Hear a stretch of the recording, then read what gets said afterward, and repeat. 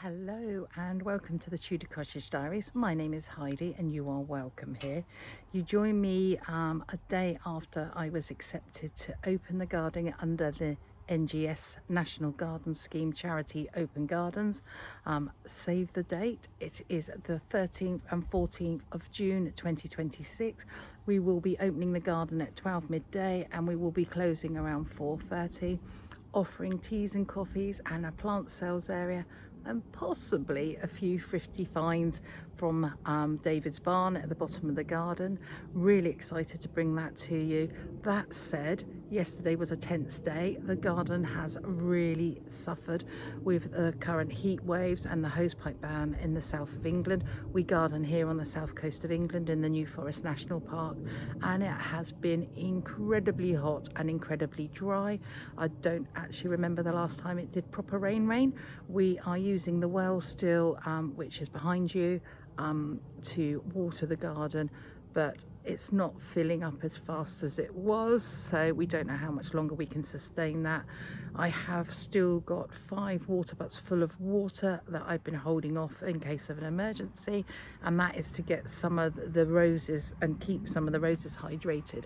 Anyway, thank you for joining me. Thank you for all your messages over the last few videos. Please click like and subscribe and help me grow my content, and hopefully you'll enjoy this tour of my very dehydrated garden. So we're here just outside the back door where we have the hydrangeas, and there's a mixture of hydrangeas, ferns. There is also some heucheras in here, some variegated plants, just to kind of lift the shade because we are under 2 oak trees. I have to say, probably like most of the people in the south of England, the hydrangeas have suffered with the hot weather. We haven't actually had rain here now in many months, proper rain, and so we are on a hosepipe ban, so we are currently watering from the well. It is causing lots of problems with the plants. So this is a new paniculata plant, and you can see that it's just crispy dry. The soil is really dry. So yeah, the hydrangea patch was looking beautiful and is now looking rather jaded. Under the canopy of the tree, the well is looking okay, and the moss is taken beautifully to the side of that. There is a little bit of water left in there. Looking up, you can see one of the changes we've made is putting the brickwork around the edge of the patio, and that is just to hold this higher level of the garden back. And we have been making the most of the sun by sitting out and having our meals here. This border again has gone over really quickly, and I've got some big gaps appearing, and these will be rectified sort of end of season, coming into next year, ready to open the garden on the 13th and the 14th of June for National Garden Scheme. The other thing you will notice is the grass is terrible. This has not been watered in absolutely months. Looking at the border, still continuing around our brick patio, the planters are doing reasonably well. I'm managing to keep those quite hydrated, but up into the perennial border there is colour there, so I can't say all is bad. However, again, it is very dry. We're spot watering where we can. Also, we've suffered a lot from lily beetle this year. I don't know how you guys are faring with that. Cosmia is adding some beautiful colour. And here is an example of what happens with this border when the brick border isn't in. We're just currently doing this, just waiting on some more bricks to come to us. We use reclaimed bricks in these areas. Yeah, everything just keeps coming this way, and the plants are suffering. Roses this year have had a tragic year, so we've had some flowers, but they've been smaller and they're just fracturing and shattering really quickly. Got a beautiful rose here going up the obelisk that is in full flower at the moment. Started to put the bricks into this area here, and you can see that already it's retaining that soil, and we've got some cosmos behind there which is looking not as good as normal. Yeah, it's a bit spindly, and again the pots are looking okay, and we've got a late lupin coming up through this border. Not impressive back to the greenhouse, so just waiting for the sedums to come in flower, and then everything else has had a good chop back. And none of the crocosmias and none of the cosmos have survived the bake, so yep, that's looking very dull. Under the side elevation window, we've got a rose just about to flower up here, and some more sedums just through here, and then everything else again is not looking too bad. This is quite shaded from the sun in this garden, part of the garden, so nothing's been burnt here. However, the ferns in the fernery are really struggling, and we are losing a few. So we've got some big patches, so where once there was these gorgeous glaucous ferns, we now have some big gaps, and the Buxa sempervinum has succumbed to the virus, so that's looking sad there. Looking at these are the hydrangea silver dollars. This one late to flower and struggled a little bit, lack of water. We've managed to keep some water in this area, however it again is looking very lackluster. The flowers that are there are very limey and beautiful, and we've also got some beautiful little cyclamens starting to show their little heads through here.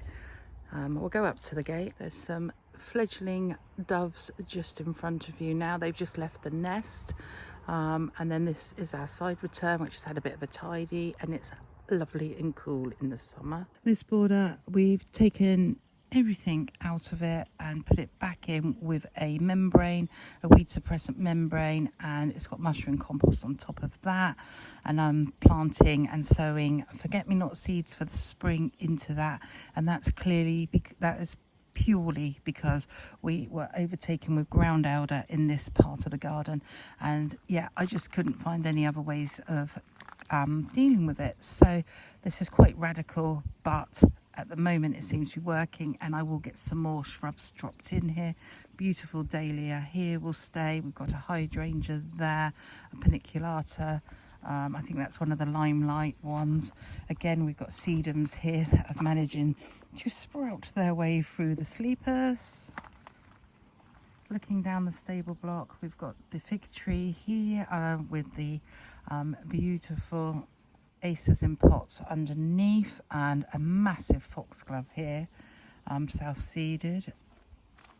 Outside my office, we've got more of the acers just trying to stay in the shade, and then through the shrubbery, oh my goodness, this has really struggled. So these poor ferns here, which are normally safe in this area, have really struggled with drought, which is such a shame. And then the beautiful hanging baskets that I planted with you guys at the beginning of the season, they're so lucky they're near a massive water butt, because I've just managed to keep those continually hydrated, but they are starting to go over now. The stable, then going up into the rose garden, we've done quite a lot of clearing along the paddock fence line, making that look sharper, ready for opening next year. And I've got a selection of heucheras being drenched in my bathtub so that I can split those and propagate some new plants. With my back on the barn, we're now looking across the rose garden. Clematises in this area have done really well on these three obelisks. My fourth clematis looks like it's dying a long drawn out death, even though we put lots and lots of water on it. And you will notice, wow, the significant loss of roses in this area. We've got them on the edges, and I've just put that down to the weather. It has been so hot, so dry. These weren't roses from my David Austin collection, which I've been watering almost on a daily basis now. Must get some water in the bird bath, that seems to be a theme. Beautiful dahlias coming up through, and the sedums in this part of the garden are just starting to change colour, and they will bring some welcome colour down into this area. There are roses trying to flower. This is probably their third flowering. With our backs to the paddock, we're going to look down and fight against the noise of an aircraft, and we're looking back at the cottage through the rose garden. We've had a real clean up of all the edges and all the borders in line with our sign off with the National Garden Scheme Open Day. The grasses have enjoyed the weather, but I think everything else has really struggled. All the compost bins are full up, but they are not composting as well as they normally would because of the lack of water. And then going through, you can see this dahlia. It's just tragic, really, and I'll get some water on that in a minute because now I've seen it. Oh, it just feels such hard work at the moment. And we're now looking towards the back of the pond. There in this part of the garden, it's very fragrant with the smell of ripe plums. It smells amazing. And I haven't seen as many wasps as I was expecting to see, considering I've been very lazy in picking up the plums on the floor. Looking across the pond, we have not introduced new fish because of the weather. They are in a holding pond and they will be coming to this garden soon, so they will be here for the open day. Quite a lot of alliums still in flower just behind the plastic heron. And then going up towards the filter box, we've done a bit of change around with the planting there. This is the laburnum tree that I bought a couple of years ago, and it's still really not taken off yet and done anything amazing. The tree fern, oh my goodness, this tree fern's been in loads of gardens that we've owned. Really suffered this year and got completely burnt to a crisp, but there's some new fronds in there and I'm hoping that it's fine, and we'll just keep putting water on it. And you can see that this acer again has suffered with just the dryness. I think anyone that is living in the south of England at the moment will have gardens that look like this, completely and utterly devoid of interest, really. I'm still gardening, I'm still enjoying it, but yeah, it's been hard work. Shrubbery flowered, frazzled and went in one day, so that was a shame on this. You can just see just nothing left of these flowers, and it was such a shame because this is such a beautiful plant. The camellia is doing okay. I lifted her skirts. I haven't taken the top of her down because I just looked at the weather and I didn't want to put her under any more stress. This is a new spirea. This was a half price plant that went in about 2 months ago, and I'm managing to keep that hydrated. This area in here has not been weeded out yet, and this will have a weed suppressant membrane put down, and then I will pop bark chippings on the top of that and then interplant in with seeds that will have shallow roots through the eucalyptus, which I use in my bath water and in plant arranging, through these daisies. There is still some showings on these daisies. We've got lots of flushes of buds to come through, so I'm not going to go through this border yet until that's done. We'll be getting more soil for this area just to raise the level of it and to get these forget-me-nots taking root. Next change will be changing this round that was here when we moved in.